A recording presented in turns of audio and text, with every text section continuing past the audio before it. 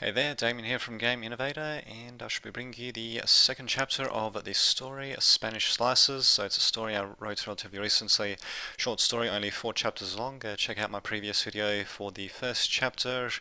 Otherwise, we shall continue. And yeah, it's also been posted on DeviantArt as well, so check out the link in the description to get the plain text version. So yeah, on to chapter 2.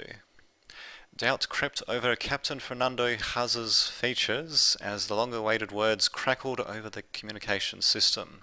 New London anti-air defences disabled.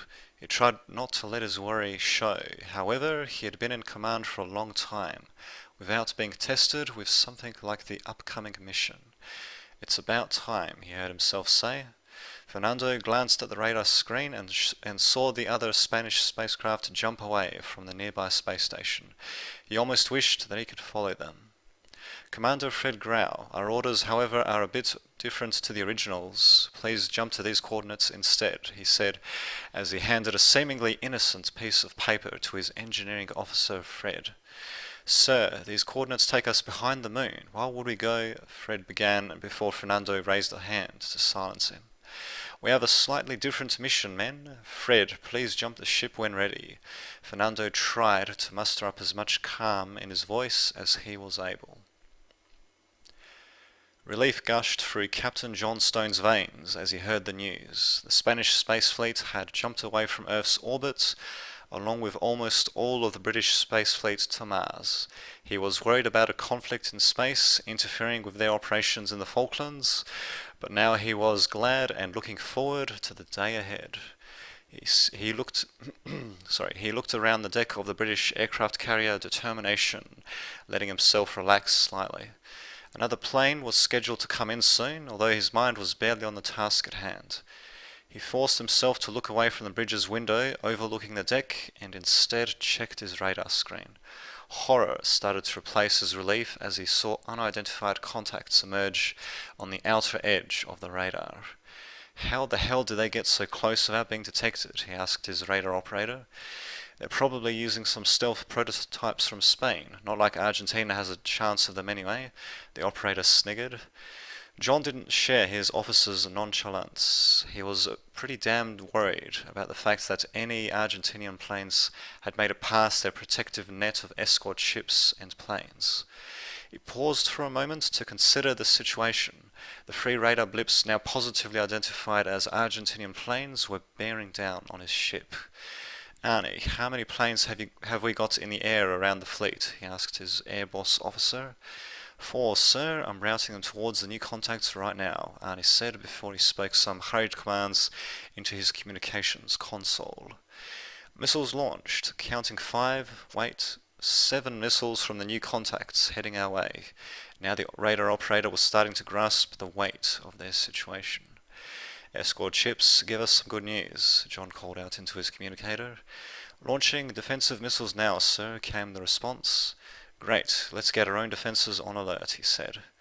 Defensive missiles streaked out of the escort ships on the radar screen as the carrier's bridge suddenly turned into a hive of activity. John was somewhat relieved to see the defensive measures in action, but the situation would be pretty grim if even one of the enemy missiles made it to them. 5 missiles reported destroyed, sir. 2 more confirmed inbound on our position, said the radar operator. Sierra 1, 10 and 5. Shoot down the remaining missiles now, Arnie yelled out to his pilots over the communicator. Another enemy missile briefly flared and then disappeared on the radar screen as John watched on, his heart in his throat. John felt the blood pump in his veins as the last missile sped unerringly to their position.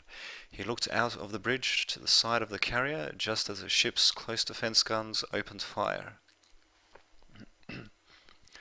Within a split second, an explosion nearly blinded him and shook the bridge. He almost fell back as he heard cries of surprise from his officers. The final missile had exploded only several dozen meters away from the side of his ship. Fernando let his breath out slightly as he skimmed over the details of their previously unannounced mission.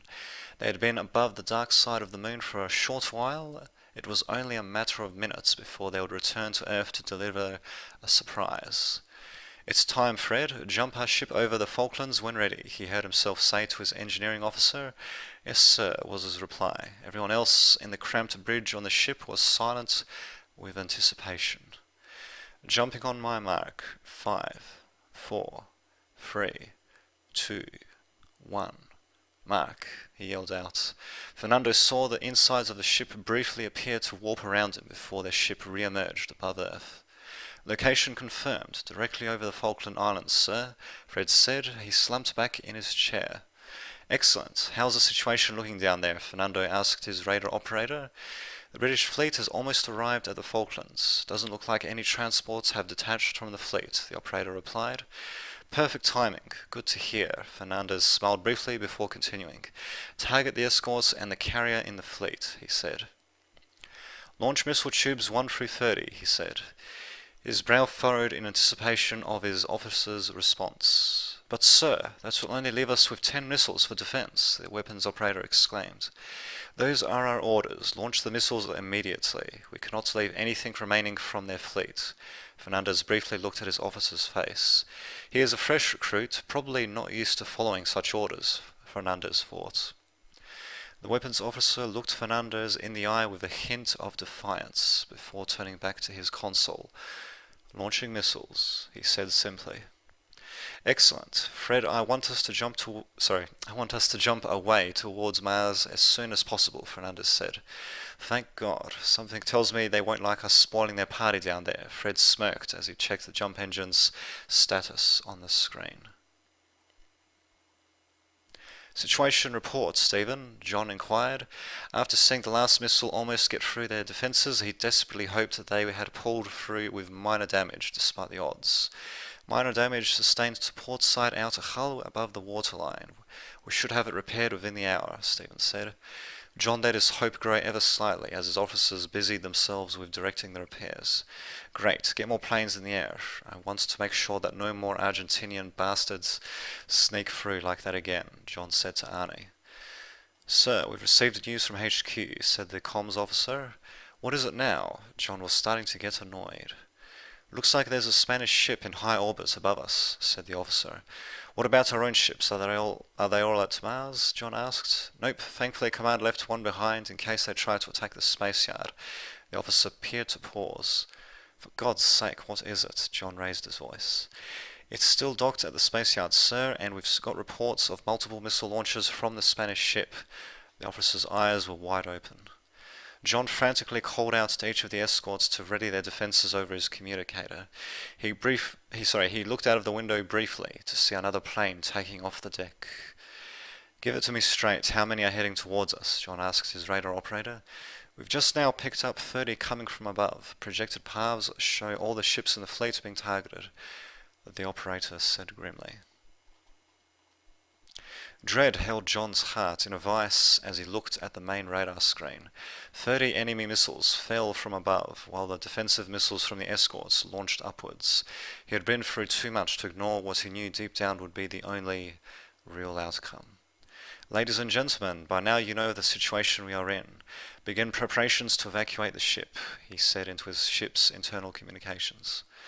John, it might not come down to that, Arnie said quietly. Our defences are primarily designed to shoot down missiles coming over the horizon, not directly above us. Right now we need to save as many people as possible, John said. Arnie nodded slowly, feeling numb now.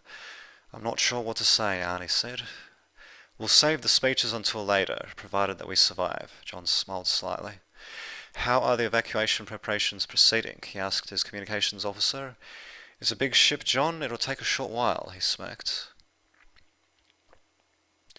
John looked over the deck of the ship from the bridge window. People were scrambling around. Lifeboats were already in the water. He took one last look at the radar screen. Many of the missiles had been shot down, but some still continued to rush down towards the fleet. Evacuation of all personnel is now underway, sir, the communications officer said. John sighed. Okay, how long until the missiles reach us? Less than half a minute, replied the radar operator. Time for us to go as well then, John breathed out. All hands, abandon ship and brace for impact, John said into the ship's internal communications system. Blood pumped through John's veins as he led his officers out of the bridge. They reached the side of the ship as the first missile hit the deck on the opposite side. Cries rang out from everyone around as John and his officers were thrown off balance onto the deck's surface. Standing uneasily on his feet, John yelled out to his officers to board the nearest lifeboat. As the lifeboat was lowered into the water, a second explosion was heard on the deck. The carrier started to groan and creak, then began to slowly sink into the water. John cursed under his breath as the lifeboat stopped being lowered into the water. "Shit, looks like the electricity is down," he said. His officers exchanged worried glances. John quickly took out his knife and started cutting one of the ropes holding the lifeboat above the waves. "What are you waiting for? Someone cut the other rope, for God's sake," he shouted as another explosion rocked the carrier. Arnie quickly took his own knife out and started to furiously cut the other rope. The carrier lurched slightly as both men scrambled to get the lifeboat free of the ship. Finally, both ropes gave way and the lifeboat dropped into the water with a splash that knocked Arnie overboard. "Arnie, grab my hand," John exclaimed. He and the radar operator heaved Arnie's bulky body back into the lifeboat before they both fell back themselves. "Get the paddles out ASAP and get us out of here," John yelled. As several of the officers laboured to get them away from the carrier, John peered over the side of the lifeboat to see the Determination slowly disappear under the water.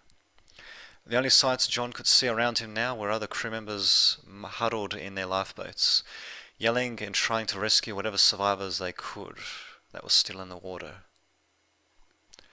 "Targets have finally been sunk. The British fleet over the Falklands is history, sir," the weapons officer said finally. "Good to hear. Fred, how far away are we from being able to jump?" Fernando asked. "Another minute remaining, sir," Fred said. "Okay, men, I know that this mission has been performed on short notice. I want you to keep in mind that it was planned this way due to security measures. I don't like unexpected crap like this either," Fernando said as he looked over his officers. "Sir, a ship has jumped into high orbit near our position," the radar operator said after a brief pause. "One of ours?" "Nope, they've launched 5 missiles in our direction." "Of course. Fred, I want the jump engine charged up now," Fernando said. "On it, sir. I don't know how much faster I can recharge it without overloading the power plant," Fred said, a look of concern over his young face. "Understood." Fernando turned to his weapons officer. "Ready our defensive guns. Intercept the closest missile first if you can. This is going to be close," he said.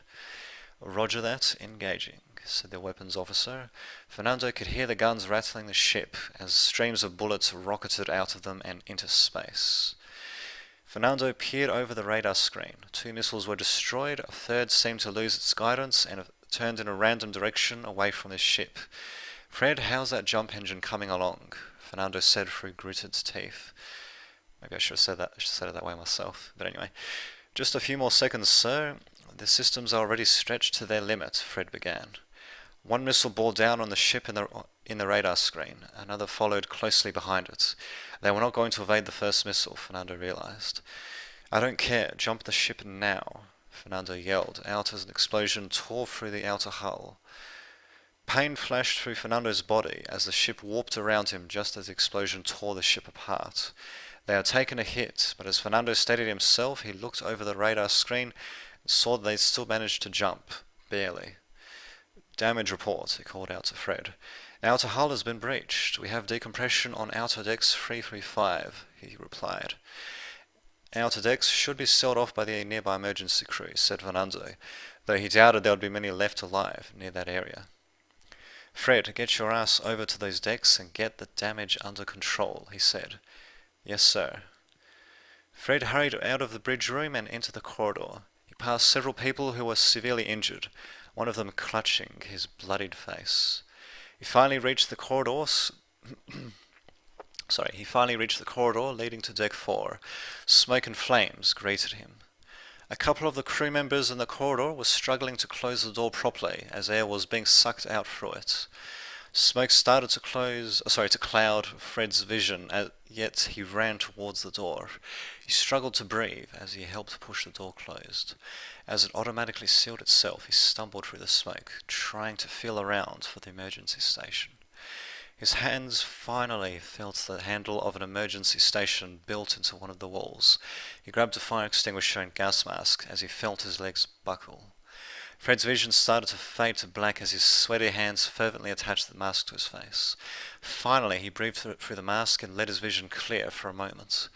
Of the crew members he had helped, there was no sign. Clutching the fire extinguisher with one hand, he aimed the nozzle in the direction of where he hoped the fire would be. Alarms rang through the ship as he let loose with the extinguisher. Finally, the two crew members he had helped started to materialize as silhouettes in the smoke as it cleared. They were lying motionless on the ground. He had quickly detached two more masks from the station and attached them to the crew members' faces. "I need some help here," Fred cried out as he struggled to move the two officers away to safety. "Someone help me, we've got two men down here," Fred yelled, but there was no response. He struggled in vain to move both men at the same time before realizing he would have to leave one behind. He grabbed the arms of one man and slowly dragged him out of the smoky corridor. The smoke had cleared somewhat, but the fire was still clearly raging somewhere in the corridor towards the outer section. Fred finally dragged himself and one of the crew members through a doorway before he let go of his arms. He leaned against the wall and allowed himself to catch his breath before planning to go back for the other one. A few more crew members came from the interior of the ship to greet Fred. He couldn't help but smile at their approach. "Thank God you're here. There's one more man unconscious down that corridor. We need to get him out," he said. "There's no time. We need to cut off that corridor and vent the oxygen out before the fire spreads to the rest of the ship," said one of the crew members. "We still have a man left there, for fuck's sake," Fred cursed.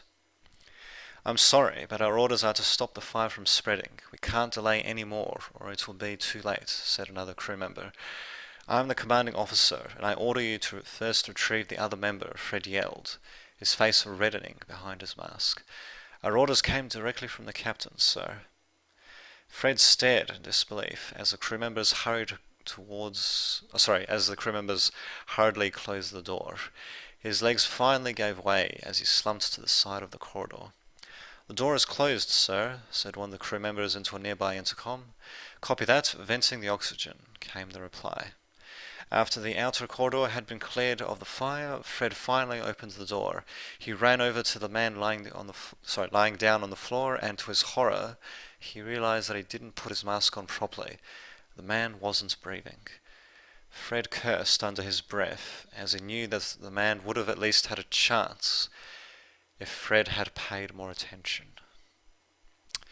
And that is that for Chapter 2. Chapter 3 should be released shortly after this video, and provide some feedback, what you think about the reading that I've just done, as well as the actual story itself thus far. But apart from that, I shall see you all in the next video, and next chapter as well.